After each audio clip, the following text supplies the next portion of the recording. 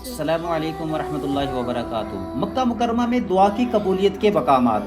अहदीस व आसार की रूह से बैतुल्लाह में 8 मकामात ऐसे हैं जहाँ पर दुआएं कबूल होती हैं। नंबर 1, काबा मुशर्रफा को पहली नज़र से देखना ज़िंदगी का एक तो अजीम रूहानी तजर्बा है, और दूसरी बात यह है कि जब आपकी पहली नज़र बैतुल्लाह पर पड़े तो आजज़ी और अदब के साथ दुआ करें, इस वक्त दुआ कबूल होती है।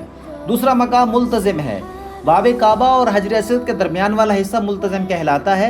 यहाँ सीना, हाथ और गाल लगाकर दुआ करना मुस्तहब है, यहाँ पर भी दुआ रद्द नहीं की जाती। तीसरा मकाम मिज़ाब रहमत है।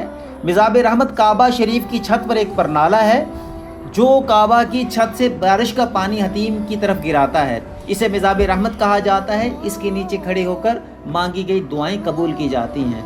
चौथा मकाम हतीम है। ये काबा का हिस्सा है, यहाँ नमाज और दुआ बहुत फजीलत रखती है। हतीम काबा शरीफ के शुमाली जानब का नीम दायरादार हिस्सा है जो सफ़ेद संगे मरमर की दीवार से घिरा हुआ है। ये असल में काबा का ही अंदरूनी हिस्सा था। जब कुरैश ने काबा को दोबारा बनाया तो कम वसाइल की वजह से इस हिस्से को छत के बगैर छोड़ दिया गया। पांचवा मकाम मकाम मुस्तजार है। ये भी कबूलियत का मकाम है। मुस्तजार का मतलब होता है गुनाहों की मुआफ़ी का मकाम।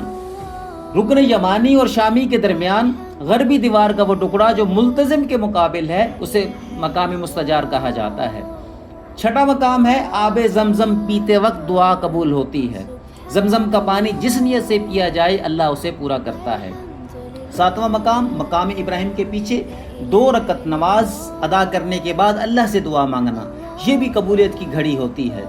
और 8वां मकाम है सफ़ा व मरवा पर सई के दौरान दुआएं कबूल होती हैं। ख़ास तौर पर सफ़ा पर और मरवा पर खड़े होकर दुआ करना कबूलियत का सबब है।